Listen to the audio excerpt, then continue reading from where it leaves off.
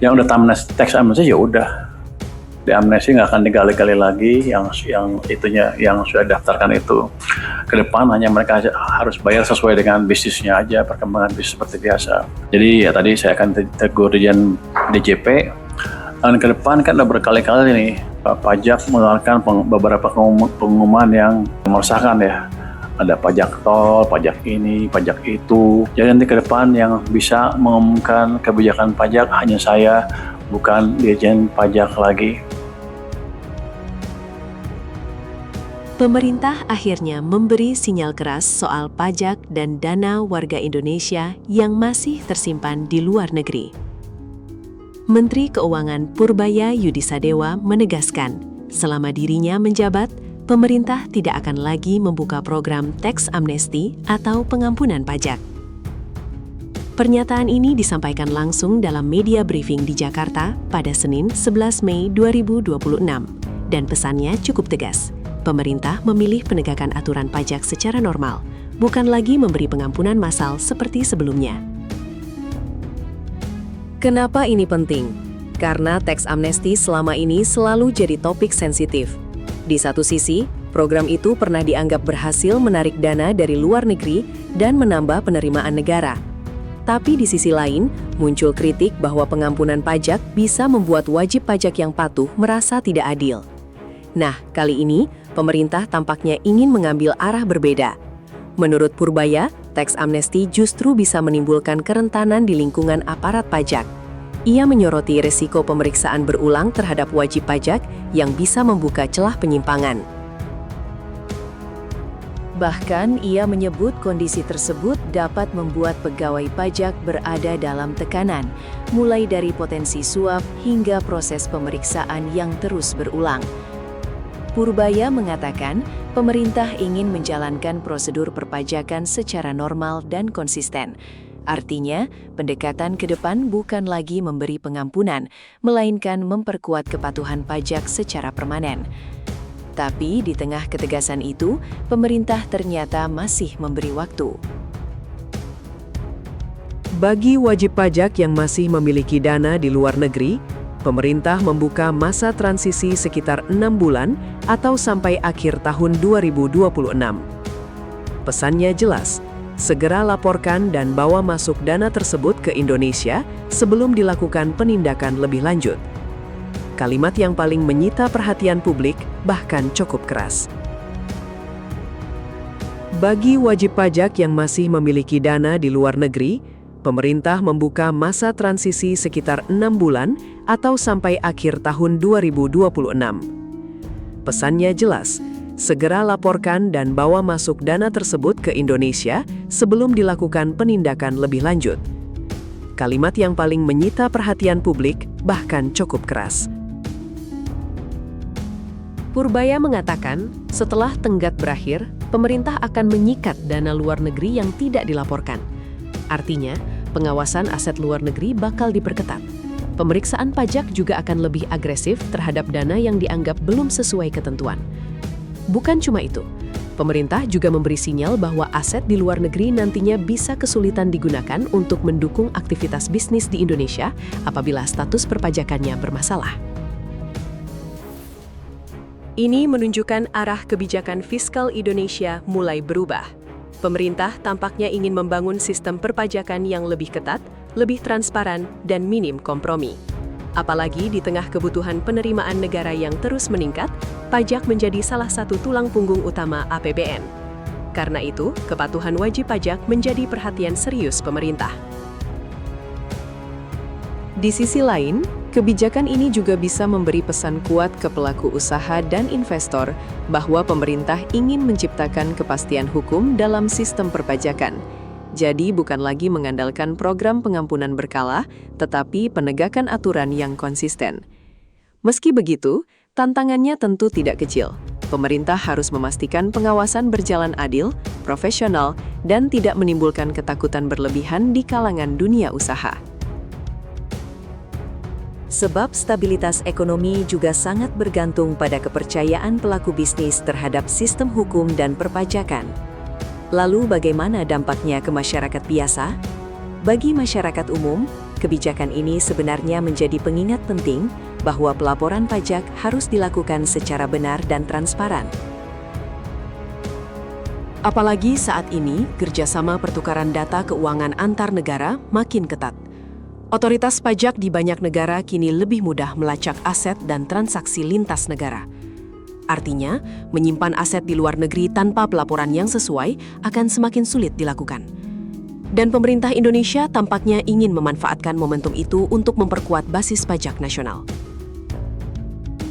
Kasih aja, karena ada keributan di luar yang berhubungan dengan pajak, yang berhubungan dengan tax amnesty pada khususnya ya. Jadi, sehubungan dengan pemberitaan mengenai program pengungkapan sukarela sebagaimana diatur dalam Undang-Undang Nomor 7 Tahun 2021 tentang harmonisasi peraturan perpajakan atau Undang-Undang HPP. Dengan ini saya mengimbau kepada masyarakat, khususnya dunia usaha, agar tetap tenang dan tidak menafsirkan pemberitaan secara berlebihan. Yang tax amnesty kan?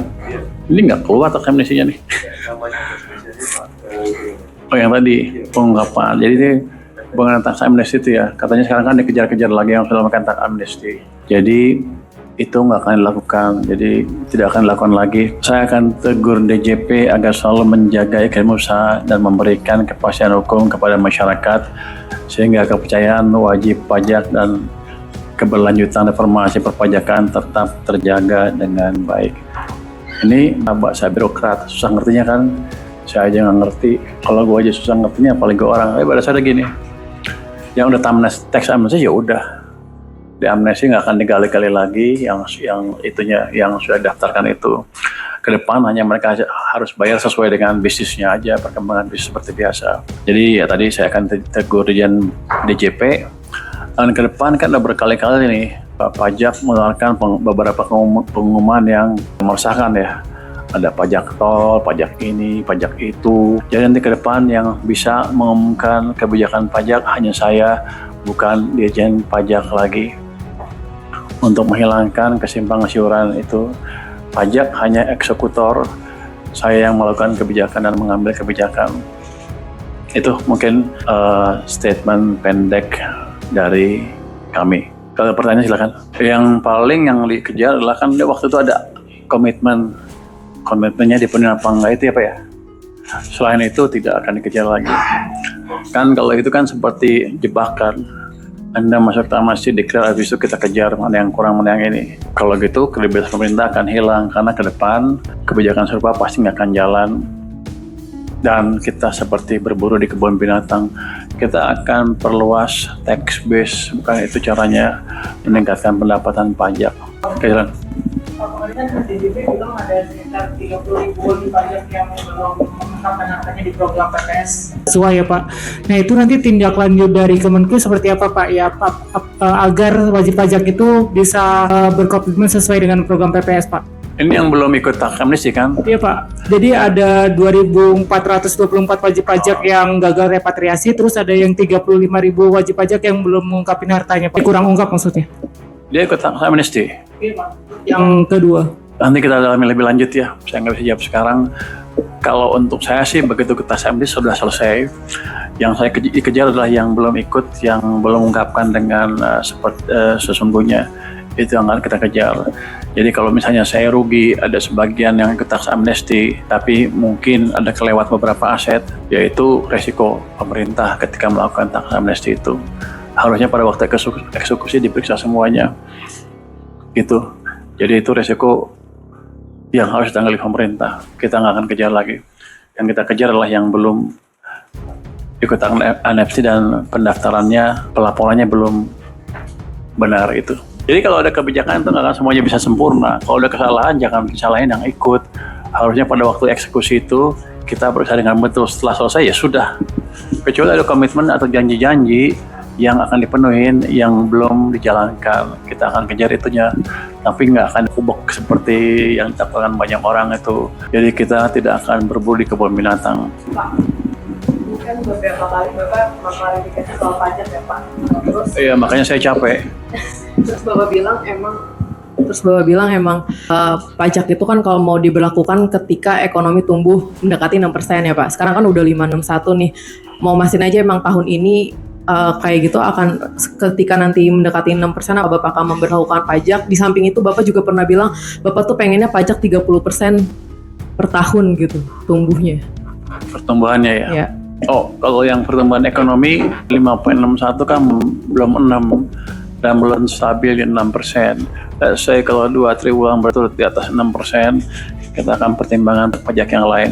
Tapi untuk pajak misalnya online, approach-nya adalah untuk membuat yang offline bisa lebih bersaing. Karena saya pernah bilang kan, kalau waktu ke pasar-pasar mereka bilang, Pak, yang online dipajakin seperti kami supaya kami bisa bersaing dengan lebih kompetitif. Mereka ingin level playing field apa? Kesetaraan dalam persaingan dagang, itu aja. Itu saya pikir komplain yang masuk akal, hanya itu aja. Pertengahan tahun kan Juni, datanya keluar bulan Agustus tanggal 10 untuk PDB triwulan kedua, kira gitu kan. Ya di situ baru kita tahu. Kalau Juni saya terapkan, saya data apa?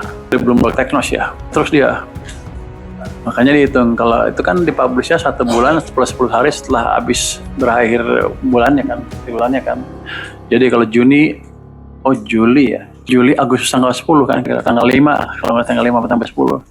Itu baru kita lihat, itu bukan langsung jeder kan, kita lihat tuh, kita analisa seperti apa kondisinya. Terus kalau stabil 6% mendekati itu, baru kita jalankan. Di bulan kedua Anda percaya mendekati 6%? Bapak juga pede kan? Saya pede ya.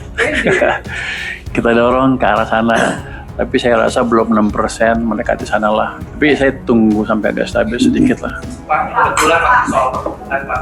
Ini kan 5,6 ini sudah capaian impresif. Tapi ada yang mengatakan juga bahwa capaian 5,61 di triwulan pertama ini serupa dengan inflasi itu karena low base effect tahun lalu, Q1 tumbuh 487. Apa itu benar Pak? Gimana?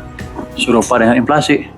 Iya, jadi sama-sama karena low base effect di itu maka hitungannya tampak lebih tinggi pertumbuhan kita.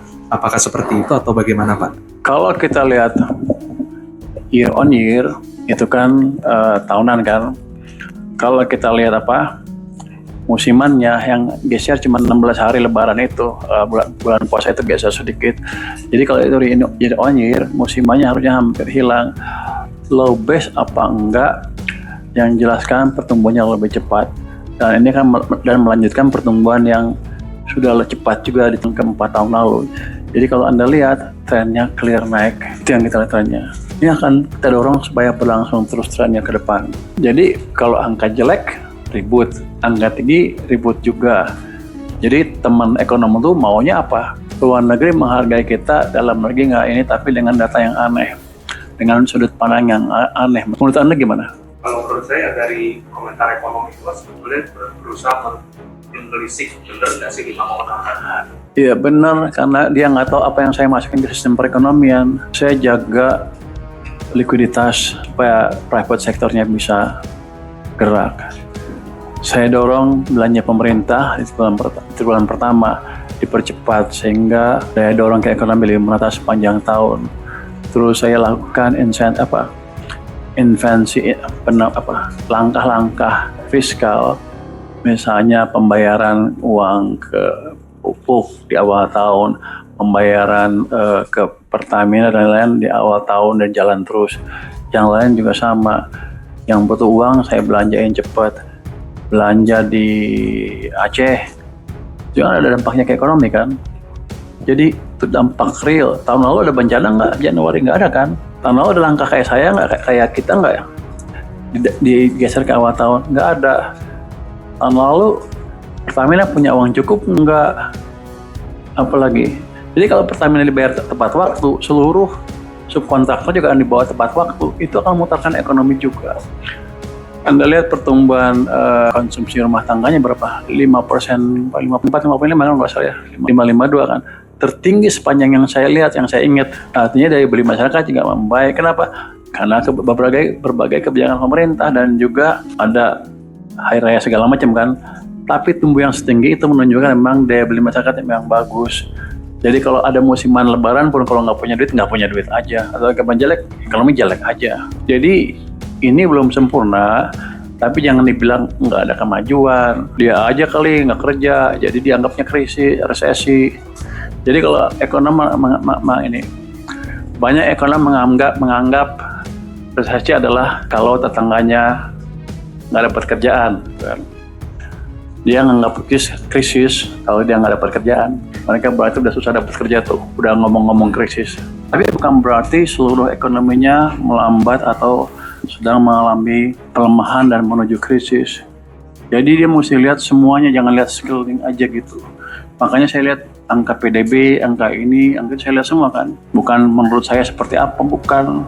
Kita lihat data di lapangan dan bandingkan dengan data-data besar seperti apa. Ada yang bilang juga, itu kan makroekonomi, di bawah kan jelek. Saya ingatkan lagi di sini bahwa makro itu adalah penjumlahan dari mikro, harusnya jadi ke atas.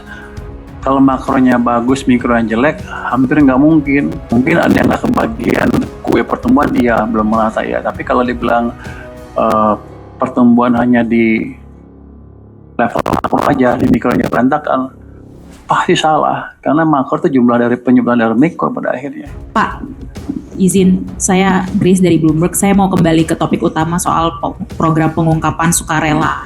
Tadi Bapak katakan bahwa Kemenkyu tidak akan melakukan tindak lanjut terhadap aset yang belum diungkap karena itu sudah berlalu, tapi akan melakukan tindak lanjut ada komitmen. Memangnya komitmennya itu apa saja ya Pak yang menurut assessment Kemenkyu belum dipenuhi oleh para peserta PPS? Apa saja bentuk komitmennya dan apakah tindak lanjut terhadap komitmen tersebut dapat menambah hasil repatriasi dari program PPS atau seperti apa? Jadi objektifnya apa sih Pak sebetulnya tujuannya?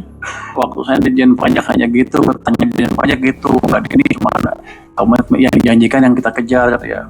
Tapi kalau menurut saya sih sudah clear kalau sudah ikut tax amnesty ya sudah. Kecuali misalnya dia janji tax amnesty nanti bulan depan saya bayar 100 miliar misalnya, itu belum bayar, ya itu dikejar. Yang lain mestinya enggak. Clear ya.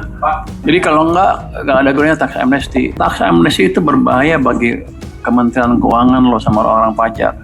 Kenapa? Nanti ada pemeriksaan betul-betul intinya itu, sehingga orang-orang kami diperiksa terus oleh kejaksaan kan sampai sekarang. Ada yang diperiksa gara-gara tax amnesty sebelumnya kan. Jadi ke depan mungkin kita nggak akan melakukan tax amnesty lagi. Jadi teman-teman bisnis bayar pajak yang betul, kita nggak akan ada amnesty lagi. Terkait tax amnesty jilid 2 ini kan kalau kita lihat regulasinya kan memang DJP punya hak untuk mengklarifikasi, memeriksa dan sebagainya kalau dalam artian ada yang kurang bayar ataupun yang kurang direpatriasi gitu Pak. Nah ini kalau stance Bapak demikian, apakah kewenangannya mau dikurangin atau Bapak mau awasin penggunaan kewenangan itu Pak? Karena saya akan minta dia lapor ke saya seperti apa ininya, dan kalau nggak penting-penting amat nggak usah dikejar-kejar, kecuali yang ada janji seperti saya bilang tadi, mau bayar sekian belum dibayar ya itu dikejar, tapi periksa lagi nggak usah karena sudah selesai ketika mereka melakukan itu dan kita mau menerimanya, selesai.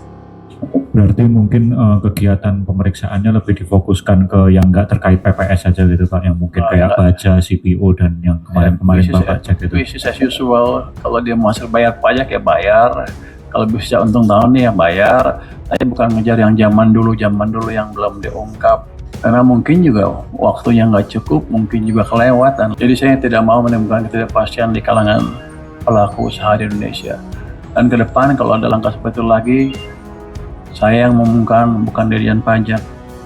Pak, tadi Bapak juga sempat cerita soal tax amnesty ini kan mungkin penyakit gitu Pak. Nah ini berarti ke depan untuk dalam jangka waktu 5 tahun ataupun sepanjang pemerintahan Bapak Presiden Prabowo, apakah mungkin tidak ada tax amnesty gitu? Selama saya jadi Menteri Keuangan, saya tidak akan melakukan tax amnesty. Itu ya selama, kalau dia melakukan berarti boleh dipecat. Tapi nggak apa. Kenapa? Menimbulkan kerentanan untuk pegawai pajak saya. Bisa disogok, bisa juga nggak disogok, tapi diperiksa terus. Sehingga saya ngeliat orang kasihan tuh orang-orang itu. Daripada gitu ya udah, jalankan aja prosedur pajak yang betul. Kalau mereka nanti punya uang di luar negeri, nggak cepet-cepet dimasukin, saya kasih waktu berapa lah sampai akhir tahun. Kalau masuk ketahuan kita sikat. Jadi yang punya modal luar cepet-cepet masuk ke sini. Kalau nggak bisa masuk, jadi kita bukan tentang amnesty, kita kasih begitu, kasih waktu lah sampai 6 bulan ke depan. Setelah itu kalau masuk kita periksa betul. Jadi Anda punya uang di luar pun nggak akan bisa pakai bisnis di sini lagi.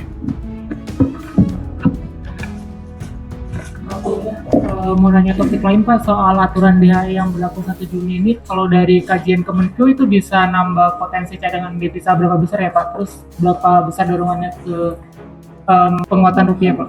Saya nggak tahu hitungnya pasti, teoritis. Secara teoritis kan pasti hampir sama dengan trade surplus dari sektor migas, sektor SDA kan. Cuman saya lupa jumlahnya berapa. Jadi saya pikir akan signifikan. Yang jelas gini, akan kita lihat sebulan setelah Juni itu ke depan dampaknya seperti apa. Termasuk reaksi di pasar modal dan sektor keuangan seperti apa. Harusnya akan positif. Walaupun mungkin seminggu 2 minggu ada ketakutan, tapi ini saya pikir langkah yang positif untuk meningkatkan cadangan devisa dan memperkuat nilai tukar secara nggak langsung. Kalau kita lihat kan DHI udah berapa tahun tuh? Banyak, udah berapa tahun tuh? Ada 5 tahun udah DHI kan ya. Yang dulu, sekarang berapa tahun? Dampaknya ke cadangan devisa hampir 0. Jadi kita perkuat supaya betul-betul ada berdampak. Atau kalau nggak berdampak sama sekali ya nggak usah. Tapi kalau saya yakin dampaknya signifikan nanti. Kalau enggak berarti masih ada kebocoran keluar. Karena ini Tenggali adalah eksportir, masuk ke sini ditukar rupiah, lempar ke bank kecilnya lempar ke luar negeri. Itu rupanya tidak termonitor, sehingga cadangan devisanya nggak meningkat sama sekali. Yang dari program DHE. Oke. Dan